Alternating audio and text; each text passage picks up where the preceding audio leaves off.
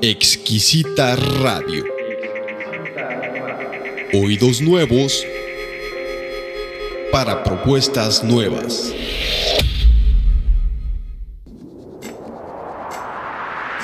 Ay, pero ¿qué te pasa? Yo leí un montón de libros y sé todo sobre política. Soy el mejor maestro para los negocios del mundo mundial. Sí, yo doy la mejor terapia del mundo. Mis 300 diplomas y el libro vaquero me avalan. Creencia de gente pendeja. Sí, mira, tengo 3 doctorados en filosofía y te puedo asegurar que en la metafísica de Diego Armando Maradona... Yo tengo informantes en la NASA y te puedo asegurar que la Tierra es tan plana como tus nalgas.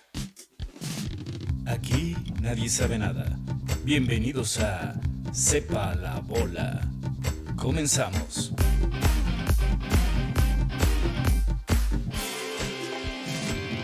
Trascendental hablar de la mentira. Pues en muy, fin. muy trascendental. Yo digo que el siguiente lo hagamos de eso, si no es que lo hacemos de la pigmentocracia, porque quedó Ir con la segunda parte de ese tema, ¿verdad? de Que la en el programa, pigmentocracia, sí. el programa pasado. Estuvo muy violento. Pero nos vamos a enfocar en el poder.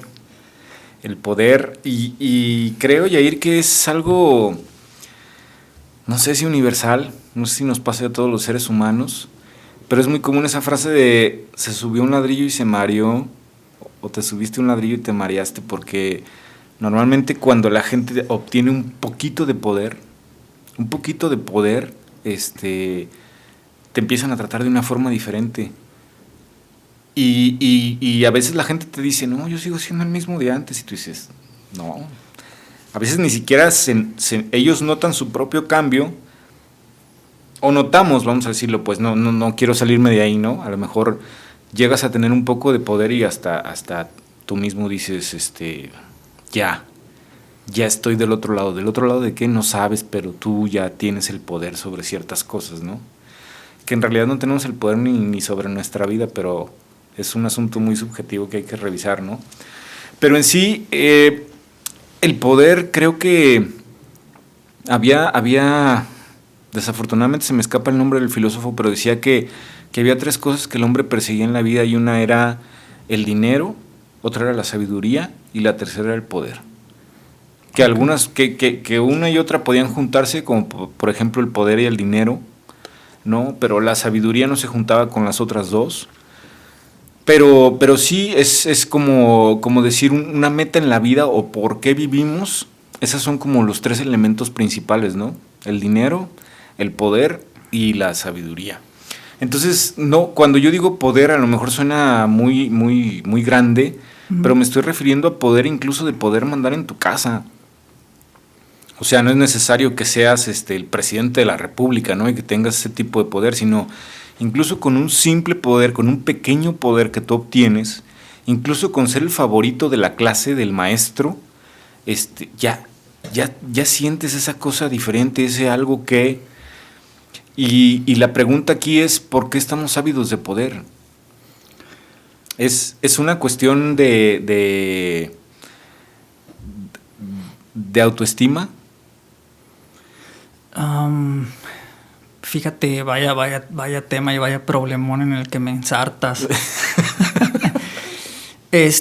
Normalmente, Esteban, tradicionalmente se ha concebido el poder como esa fuerza que va a dominar la voluntad del otro. Ajá. Esa es una definición muy común que nos podemos encontrar. Pero a partir de Michel Foucault, en Francia para acá, sí concebimos el poder desde otro lugar, pues, ¿no? Y que opera de otras maneras. Incluso Hannah Arendt también, cuando habla de poder y violencia, uh-huh, que las separa y habla de cómo el verdadero poder en realidad es el que no necesita la violencia. De hecho, si hay violencia física, hablo de violencia física tal cual, uh-huh, ha fracasado el poder. Fíjate nada más, ¿no? Normalmente asociamos el poder a someter. O sea, a ejercer violencia física, normalmente decimos, ¿no? Tiene poder sobre tales individuos y los aplasta, los domina. Pero estos autores vienen a decirnos que en realidad el poder eficiente, Esteban, el eficaz, es el que no está de manifiesto, sino el que opera de manera muy sutil, sigilosa, por mecanismos muy sutiles que ni siquiera lo percibes y que es el que va a tener los resultados favorables. Si hemos llegado a la violencia física, es porque hay carencia de poder, dirían estos autores. También el coreano que se llama Byul-Chul Han y que escribe un libro sobre el poder. Él es norcoreano, pero ha estado mucho en Occidente, estudió en Alemania y todo, y también él se va por ese camino, pues.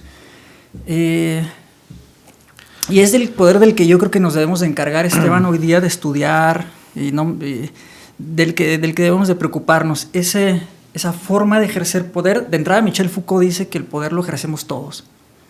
Bueno, y hay que decir que aparte también, y lo mismo Hannah Arendt como Foucault, entre otros, dicen el poder no se tiene, no es algo que se posee, pues, ¿no? Ajá. Es algo que se ejerce, que circula, Ajá. que circula entre individuos y no necesariamente de los individuos que dominan. O sea, él menciona el poder soberano, el soberano que era el rey, el monarca o un grupo de individuos que ejercían el poder sobre los demás, ¿no? Uh-huh. No es necesario, el poder circula y está en las relaciones de uno a uno. Está del padre con el hijo, está del sacerdote con los feligreses, está con el novio con la novia, y es que no lo vemos. Entonces, por eso es tan eficaz, Esteban, porque opera no ya mediante la fuerza física, o sea, no dominas al otro para decir, ahora sí tengo poder sobre ti, sino que lo hace de manera invisible, que no se nota, pero que el otro está sometido y que tampoco se ha dado cuenta, pero está sometido al yo, pues, ¿no? O sea, el yo somete al otro en ese sentido. Sí. Si te suena más o menos, Foucault es tremendo, porque él agarra desde las formas de castigar antes del siglo XVI, pues, ajá, cómo era que se dominaba a los individuos. Y entonces él nos dice que se castigaba por medio del suplicio, del dolor al cuerpo, ajá, del castigo físico. O sea, sacaban un güey a media plaza, lo linchaban, lo amarraban a 4 extremos, 4 caballos, y lo desmembraban, pues, ¿no? Y ajá, era una forma de castigar. A partir del siglo XVI para acá, XVIII, empiezan unas nuevas formas de someter, de dominio, y que son las que Foucault va a notar y decir, lo que están haciendo en realidad es ahora ya no castigar el cuerpo físico, sino controlar el alma del individuo. Sí, precisamente. Por medio de su conducta, ya te paso la palabra, por medio de su conducta, Esteban, y entonces Michel Foucault nos dice, por eso cárceles, hospitales, las escuelas, el ejército, lo que hacen es controlar la conducta del individuo por medio de micropenalizaciones dentro de esas instituciones, ajá, para moldear tu conducta sin que lo percibas. Y también existe ahí el término de Foucault esto es sociedad disciplinaria, le llama él, ¿no? Ajá. Y existe el término de jerarquización, vamos, una supervisión jerarquizada, pues, ¿no? O sea, dentro de la escuela, por ejemplo, por decir un ejemplo, ¿no? Tienes al alumno ahí y hay reglas muy explícitas que uh-huh, hay que seguir y si no te van a castigar, ¿no? Pero hay reglas que son implícitas y que son las que van a ser más poderosas para moldear al individuo. Por ejemplo, un alumno sabe y todos sabemos en la escuela, y está ahí el reglamento que te dice, si llegas tarde va a haber una sanción, o si golpeas a alguien va a haber una sanción. Todo eso lo sabe todo el mundo. Pero lo que existe y lo que funciona dentro del salón, Esteban, es que tú dominas al individuo, lo vas sometiendo, vamos, no sometiendo, ese no es el término, porque someter lleva implícito más poder, más fuerza, ¿no? Pero sí, tú lo vas controlando, su conducta, lo vas disciplinando tan solo por mecanismos muy sutiles. Por ejemplo, el niño está haciendo un ejercicio y luego Juanito está volteando para allá y está viendo a su amigo y todo, pero tiene que hacer un ejercicio, y entonces la maestra, ¡hey, Juanito! No voltees para allá, acá, a lo tuyo. Estoy dando un ejemplo, ¿no? Ajá. O los ponen a hacer un ejercicio y el niño se tarda un poco más que los demás. Juanito, ¿a qué horas quedamos? Entonces, eso, Esteban, no está explícito en las reglas de la escuela, del colegio, uh-huh, pero opera ahí. Y lo que estás haciendo es controlar la conducta del sujeto, del individuo. ¿Y cómo termina entonces, Esteban, el individuo? Bueno, esto le vamos a llamar la normalización de las conductas, o sea, una sociedad disciplinaria, y ya no necesito por la fuerza someter al individuo, sino que por estos leves mecanismos controlo tu conducta. ¿Sí me explico? Sí, sé que Foucault tú sabes que Foucault es complejo, pero espero que se haya entendido un poco más o menos por dónde va. Vigilar y castigar. Pero ¿sabes qué? Estás hablando de Foucault, ya empezamos con las palabrotas y no llevamos ni 10 minutos de programa. ¿Palabrotas te refieres a Foucault? Pero siento que más bien lo que estás describiendo es el condicionamiento operante de Skinner.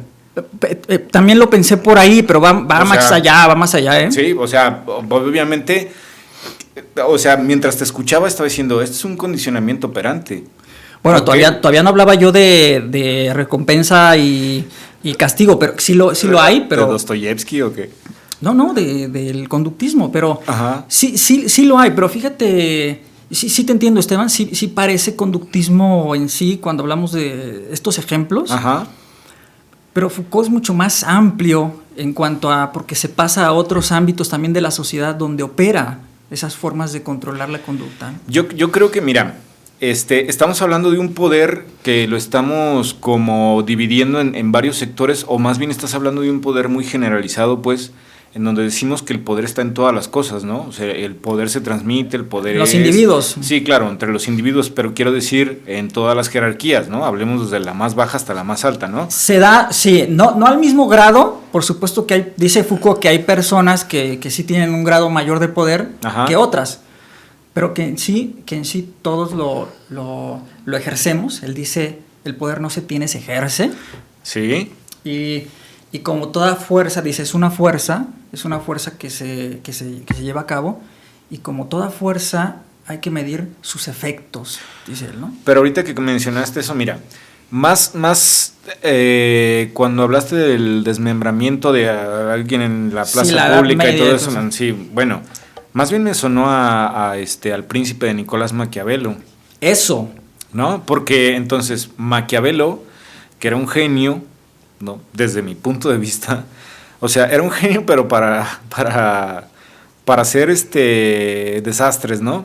Porque Maquiavelo lo que buscaba era la conservación del poder. Entonces, si tú lees El Príncipe, te vas a dar cuenta de que todo el libro se trata única y exclusivamente de cómo mantener el poder. No se trata de otra cosa.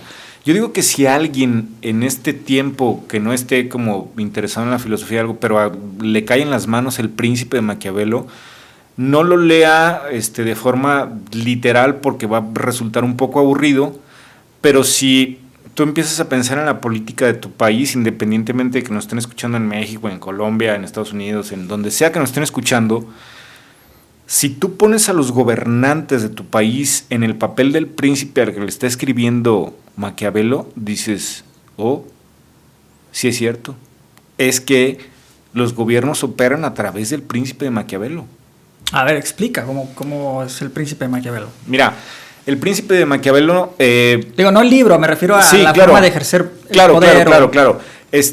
Habla mucho sobre principados, ¿no? Entonces habla de principados heredados, de principados obtenidos, y te dice cómo tienes que conservar el poder en diferentes tipos de principados, ¿va?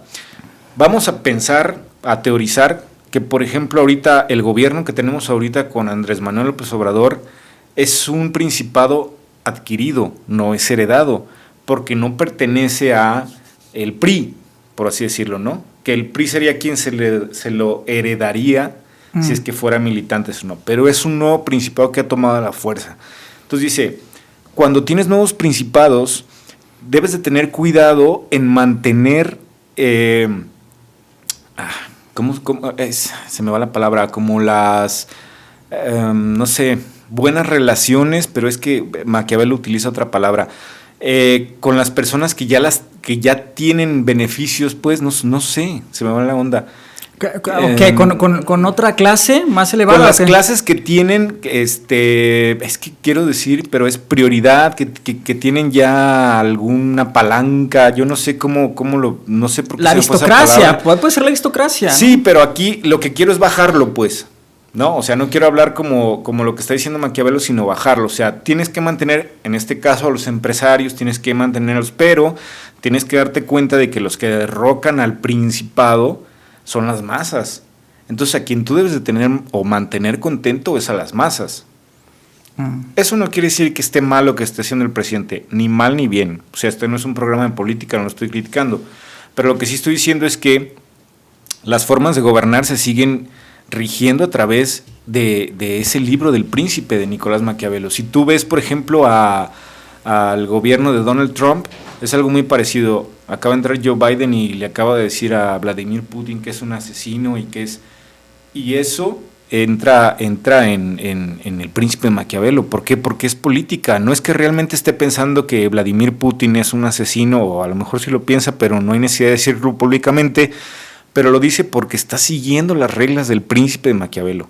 Entonces, ¿qué hay que hacer al leer el libro? Pues nada más darse cuenta de que hay que traspolar lo que estás leyendo a la actualidad. Pues ahí habla de principados, de clases sociales, de duques, de muchas cosas que ya no son ahorita actuales, pero si las cambias, si cambias las palabras, te vas a dar cuenta de que Maquiavelo sigue tan actual como si hubiera escrito el libro ayer, y creo que pasarán cientos y cientos de años para que ese libro deje de ser válido, porque el poder, creo que para la clase política es lo más importante que existe.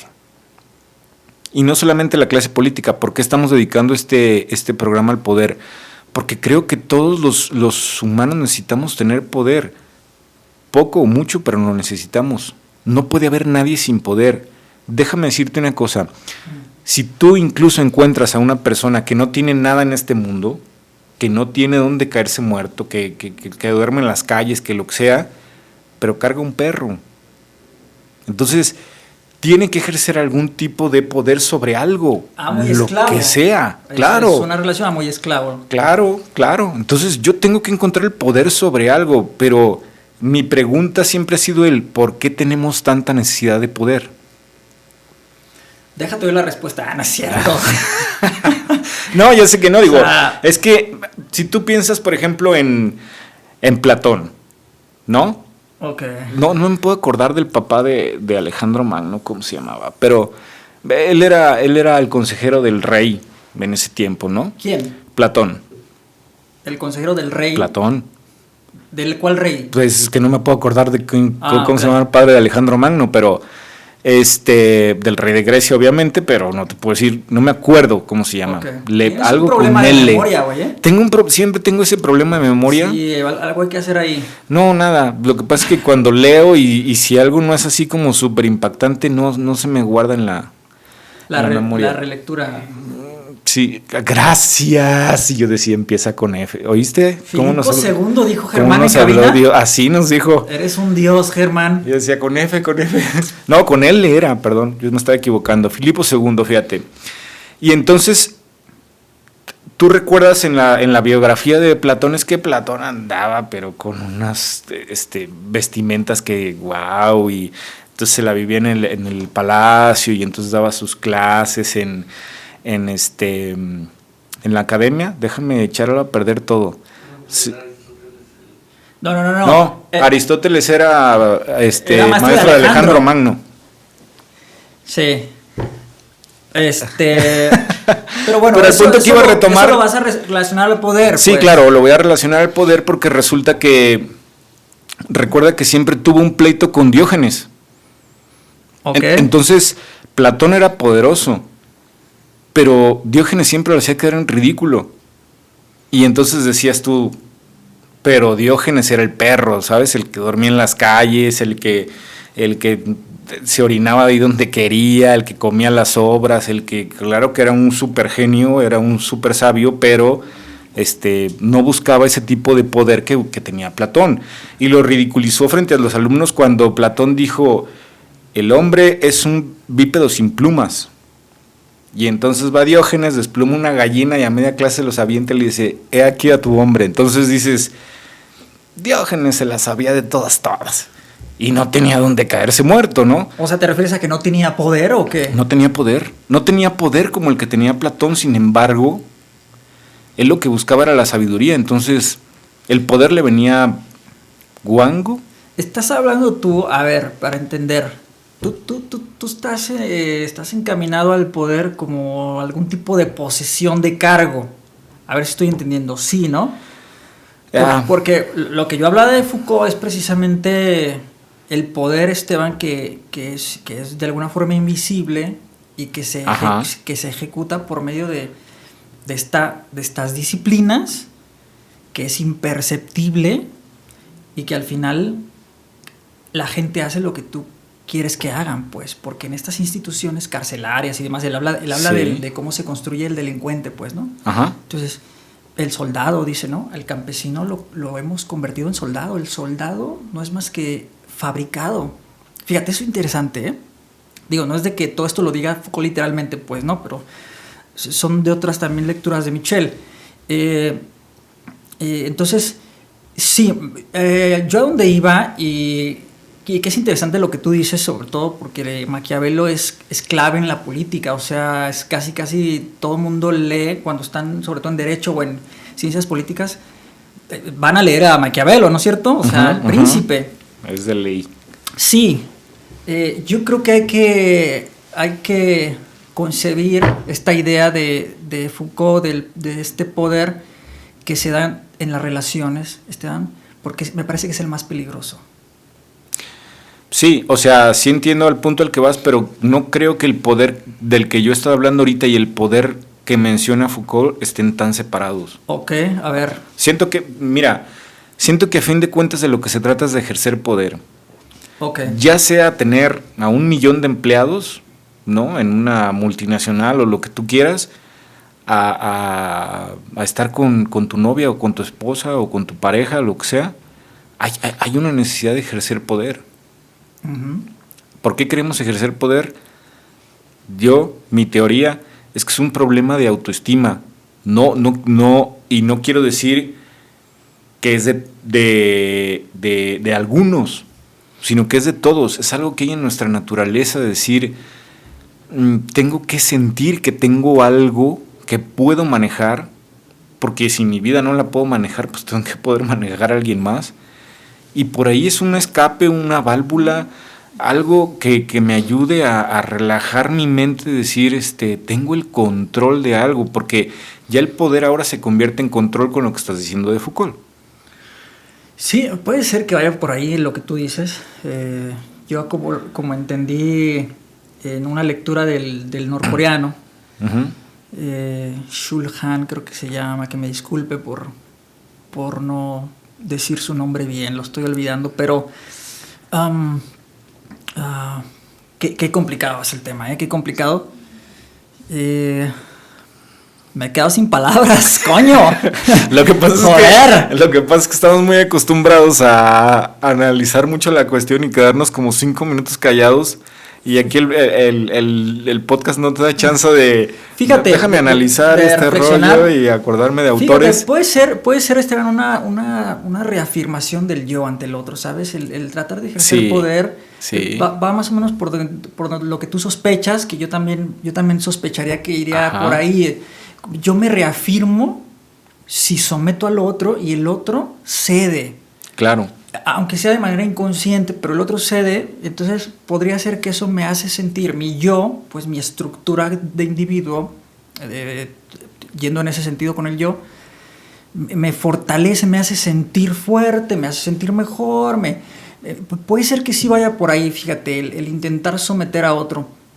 Esa es no sé, lo que se me ocurre ahorita que algunos autores también han sospechado, pues, ¿no? Ellos mencionan siempre al yo en su relación con el otro y qué es lo que ocurre ahí, ¿no? Someter la voluntad del otro para reafirmar mi propio yo, pues, ¿no? Está interesante esa parte.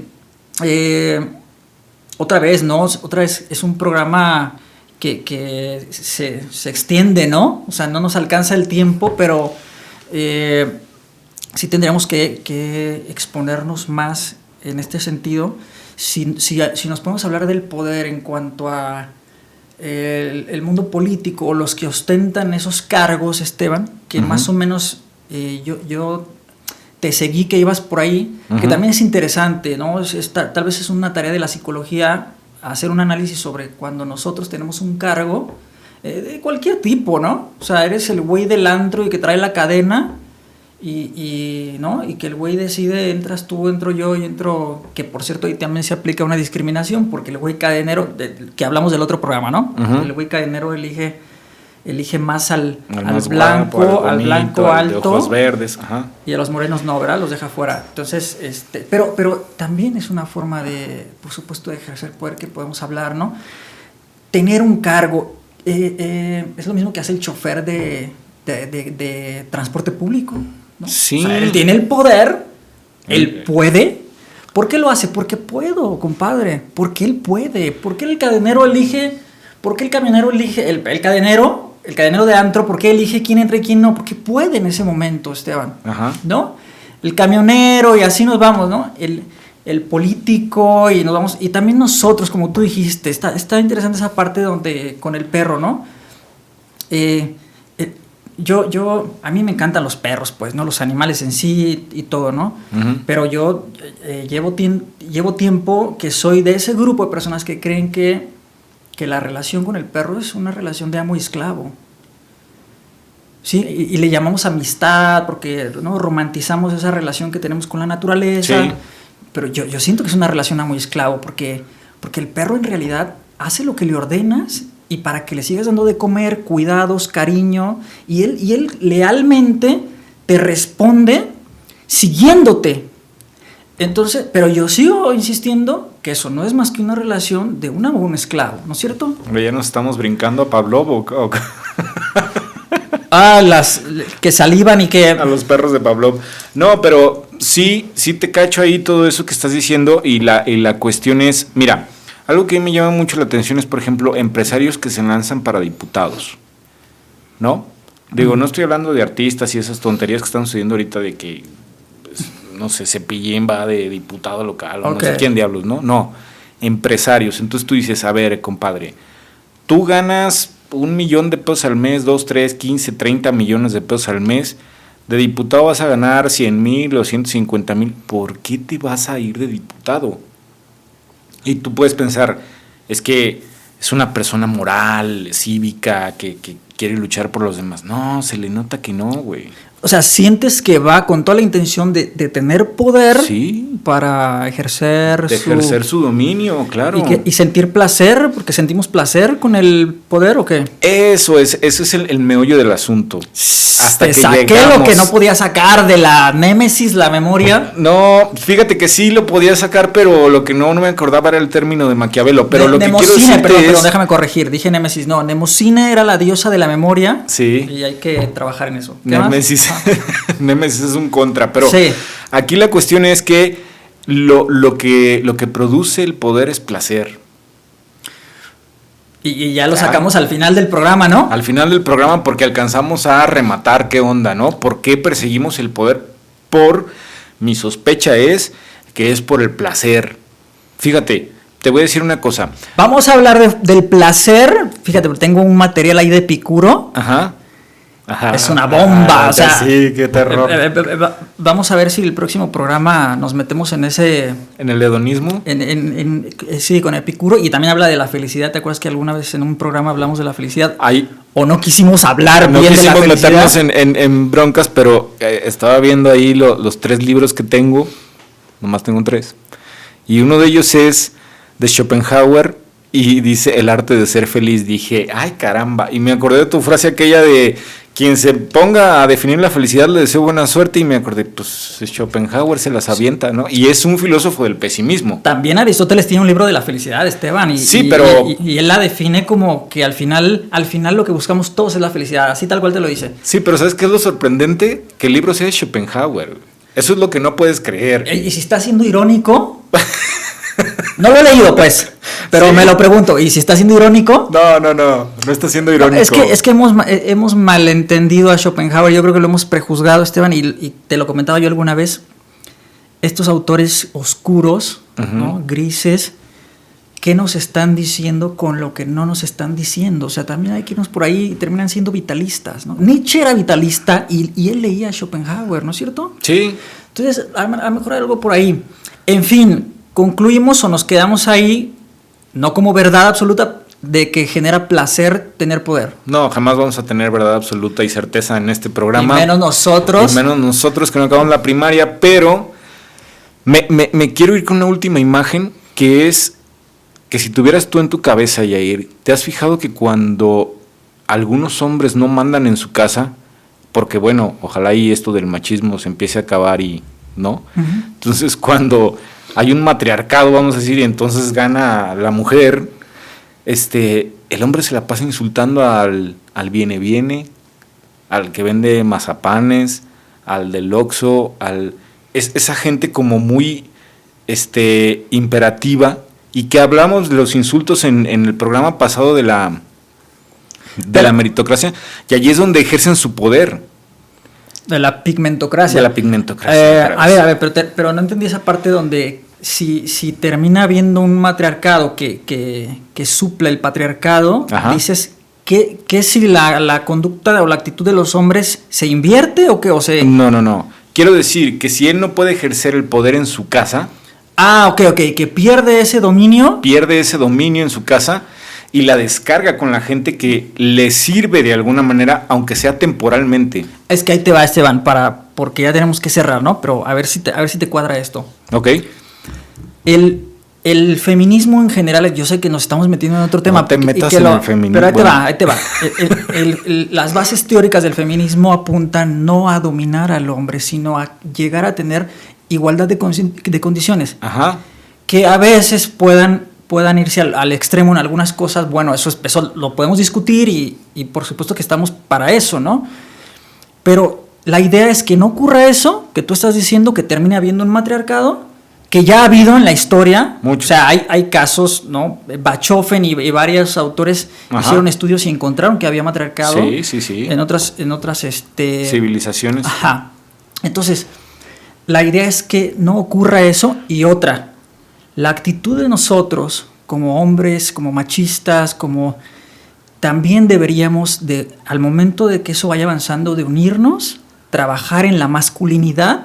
Ahora sí que voy a utilizar un término de Derrida que es muy famoso y espero no estarlo banalizando, de construir la masculinidad, como muchos lo llaman, Esteban, cuestionar la masculinidad y, ¿por qué no?, empezar a trabajar en nuevas masculinidades.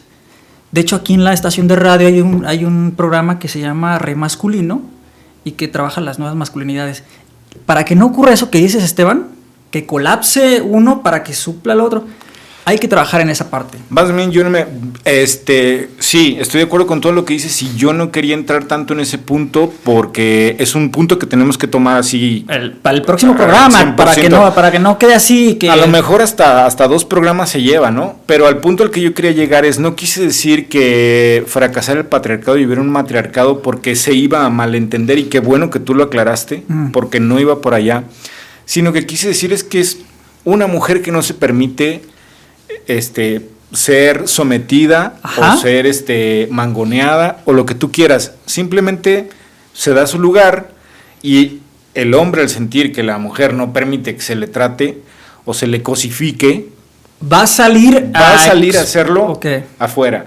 Y no quiere decir que la mujer sea una mujer dominante y que sea una mujer, que sea un matriarcado, que ella diga lo que se hace. Simplemente se siente un igual con el hombre y eso ya empieza a molestar al hombre. Pero ¿no sientes que al intuir que eso pasaría, Esteban, estarías como afirmando que está en la naturaleza del hombre tener ese dominio? Y ojo, porque ahí es un tema importante. No me estés poniendo trampas. No, pero porque... Ok, más bien lo pongo como pregunta. Pareciera, ok, yo te percibí como si asumieras que como está en nuestra naturaleza dominar a la mujer, si nos dominan o por lo menos perdemos ese poder, vamos a reaccionar de manera natural. Y yo eso está interesante, o sea, analizar eso, pero consideramos que es una construcción cultural y no natural, entonces se puede trabajar se puede hacer algo ahí. Sí, no te detengas. Mira, al punto al que voy ahí en ese sentido es... ¿Hay algo en la naturaleza? Sí. ¿Los seres humanos somos animales? Sí. pertenecemos al reino animal, eso es indiscutible y no quiero meterme con otra clase de religiones ni de cosas por el estilo, ¿no? De que somos animales. Que tenemos cierto instinto, sí, pero ¿qué es lo que, a grandes rasgos, vamos a decirlo así, porque no es algo definitivo, lo que nos hace diferentes a otros animales, pues que podemos racionalizar, pues, ¿no? Cierra, porque ya nos queda tiempo, cierra. Ya sé. Voy rápido porque dejaste abierto una caja de Pandora, entonces déjame decir algo. Pero te dije que no me pusieras trampas. Si tú, como macho de la especie, sabes que en la mayoría de los animales los machos son los que dominan, casi en la mayoría, ¿no? El hecho de que exista un machismo ahora es una idea de que nosotros que ha existido siempre, no ahora nada más. No, quiero decir que ahora se exponga, vamos, esa es la cuestión, ¿no? Okay. Quiere decir que hay una irracionalización de parte de los seres humanos durante todo el tiempo que haya existido el machismo y en las sociedades en las que haya existido. Vamos a entrar en ese tema. No, pues es que me estás sacando hebra. Sí, no. Quedamos en eso. A ver, ¿para el próximo qué? Para el próximo vamos a hablar del debate sobre los sexos. ¿Va? Ok. Gracias. Va. Nos vemos. Nos vemos, Jair. Gracias. ¿Para qué me sacas hebra?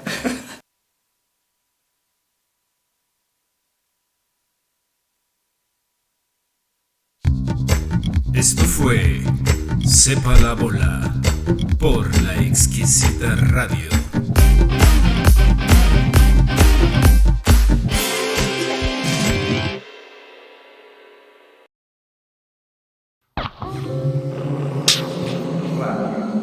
Exquisita Radio.